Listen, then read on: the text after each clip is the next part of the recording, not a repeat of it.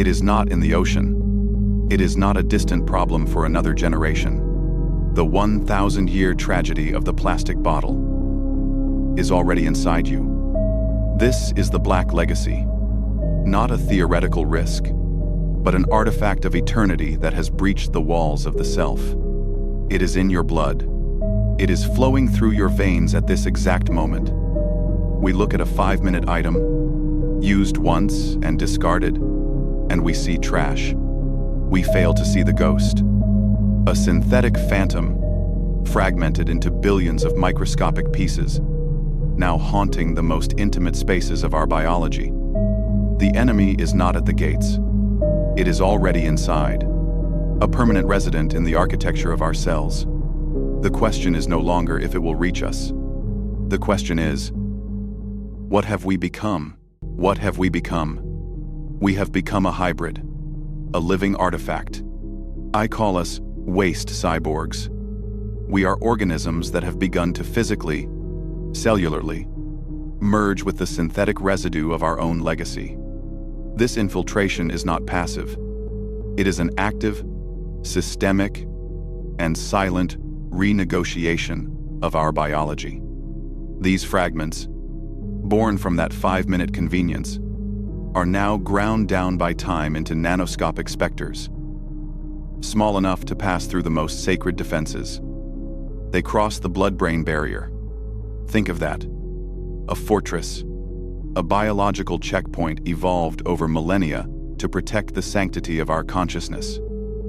A wall to keep the world out. Now rendered obsolete by a piece of trash. They are found there, suspended in the very fluid of our thoughts. What does it mean for a human mind to be physically composed of its own pollution, when the ghost in the machine is no longer a metaphor, but a physical invader? Does it also haunt the mind? The invasion doesn't stop at the mind. It is a systemic colonization. These synthetic particles are cellular mimics. They are Trojan horses at the gates of our biology. They are absorbed by cells that mistake them for nutrients, for fat, for life. Integrating into the very structure of our being. They are found in our deepest tissues, in our lungs from the air we breathe, in our liver as it tries to filter the unfilterable. A permanent, indelible archive of the Anthropocene written into our flesh. We have become the walking museums of our own waste. And in the most profound, most intimate act of trespass, they are found in the placenta, a bridge of life, a sacred pipeline meant only to carry nutrients and protection from mother to child. Now carries this 1,000-year legacy. A child, before taking its first breath, before even being born, already inherits the bottle. This is not just pollution. This is a transference. A legacy of plastic passed down not through wills and testaments, but through the umbilical cord. This is the true terror of the 5-minute item. Its tragedy is not its 1,000-year afterlife in a dark, cold landfill. The tragedy is its 1,000-year afterlife inside us. We consumed our convenience, and now it is consuming us from within. We tried to throw it away, but we failed to understand that there is no away. We've merely discovered that away was just a temporary holding area, and that the final destination is our own bloodstream. This ghost is now a permanent resident in the architecture of our cells. But how did it get here?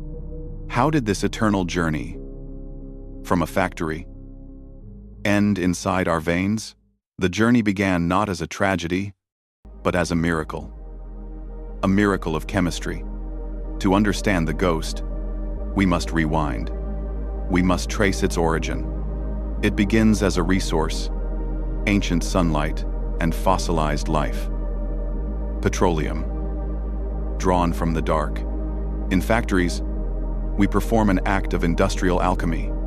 We polymerize it, molding it, engineering it for a single, paradoxical purpose: immortality. We designed a material that could outlast the civilization that created it. A material resistant to water, to sun, to life itself. And we shaped it into a bottle. This is the core crisis. We took an eternal material and bound it to a fleeting, 5-minute purpose. The act of convenience. A sip of water, a moment of hydration, is the first scene in this 1,000-year play. And then, the act ends. The bottle is discarded. Its journey begins the moment we look away. We place it in a bin, believing in the myth of away.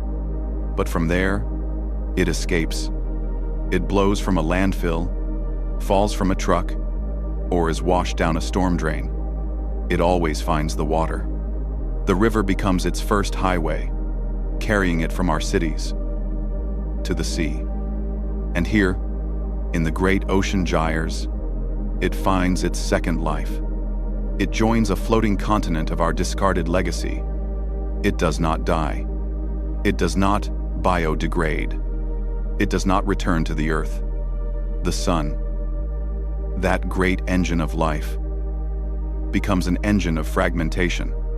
The plastic, brittle from UV radiation, simply shatters. It photodegrades. It breaks down, but it never breaks away. This is the great deception. The bottle disappears from our sight, but it does not vanish from the world. It merely transforms. It becomes a trillion microscopic fragments. Microplastics. And then, nanoplastics. A toxic, synthetic dust. And this is where the journey turns. This synthetic dust, invisible to our eyes, is not invisible to life. It is mistaken for food. It is ingested by plankton, the very foundation of the marine food web. Those plankton are eaten by small fish. The small fish are eaten by larger fish. At every step, the plastic is not digested. It accumulates. It builds up in the tissue, in the fat, a process we call biomagnification. The ghost is climbing the ladder. It is climbing the food chain, becoming more concentrated, more potent with every link, until it reaches the very top. The final leg of this 1,000-year journey is the shortest. It is the journey from the fishing net to the market, to our plate. We, the creators of this eternal material, have become its final consumers. The bottle we threw away a decade ago, or 50 years ago, has finally completed its odyssey. It has returned home, not as a bottle, but as an invisible infiltrator, delivered back to the body that first discarded it. The cycle is complete. We are seemingly trapped by our own eternal legacy. But what if eternal wasn't truly permanent? What if the same ingenuity that created this material could also unmake it? That ingenuity, that question of unmaking, is the answer. We are the architects of this synthetic plague. We are its victims. And now, we must become its surgeons. For millennia, the only answer to pollution was filtration, a crude separation of the clean from the unclean. But how do you filter a ghost? How do you remove an invader that has become part of the host? You cannot. You cannot simply filter the blood. You must cleanse it at a cellular level.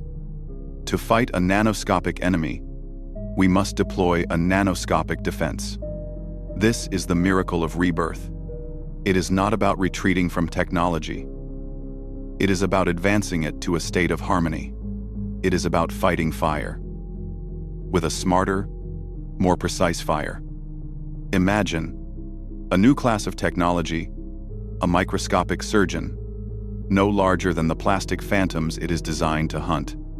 We call them nano-scavengers, autonomous, AI-driven bots, programmed with a single, elegant purpose: to find, identify, and deconstruct the Black legacy.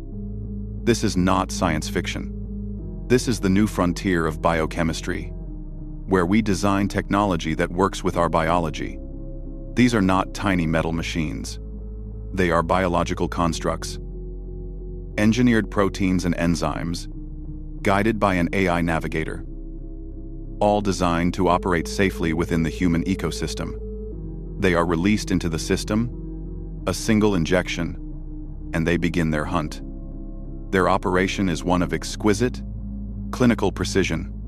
The AI, the brain of this microscopic machine, is trained on the unique chemical signature of polyethylene terephthalate, the specific polymer of the bottle. It navigates the bloodstream, a torrent of red blood cells and proteins, ignoring everything. It is a hound searching for a single scent in a hurricane. And then, it finds one. A nanoplastic fragment, lodged in the wall of a capillary, or floating free in the plasma. The nanobot latches on. It does not destroy the fragment. Destruction is chaotic. It deconstructs it. It initiates a targeted enzymatic reaction, a process we are calling molecular disassembly. It finds the specific chemical bonds holding that 1,000-year polymer together, and it severs them, one by one. It breaks the eternal material back down into its original, harmless building blocks. It reduces the synthetic phantom into simple, inert chemicals like terephthalic acid and ethylene glycol, which the body can then easily process and excrete naturally. The invader is not just captured, it is erased. It is unmade. The 1,000-year tragedy is undone in a matter of minutes. This is the vision, a technology so precise it can edit our own biology. A solution that doesn't just clean the water in the river, but cleans the water in us. If you believe in this vision of a technological rebirth, if you believe we can solve the problems we create, subscribe and join us on this journey. We have found a way to cure the symptom. But what about the disease? What about our addiction to convenience that caused this? In the first place, that addiction. That is the internal conflict, the true philosophical core of our crisis. The nanobot is a miracle, but it is a miracle that cleans the wound, not one that prevents the injury. The true enemy was never the bottle. The true enemy is the part of us that demands it. It is our relentless, insatiable addiction to the 5-minute, to the convenient, to the now without a thought for the forever. We have cured the symptom, but the disease of convenience, rages on. We are locked in a war, not with plastic, but with our own nature.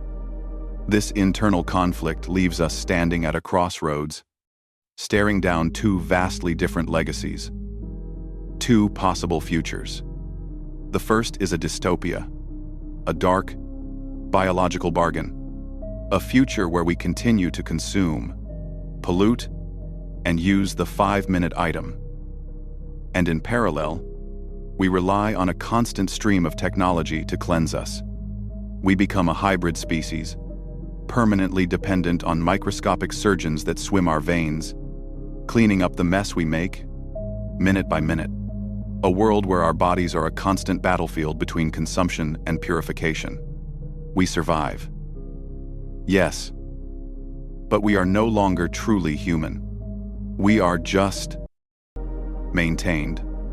A waste cyborg in a state of perpetual technological dialysis, forever treating the symptom, never facing the cause. But there is a second path, a rebirth.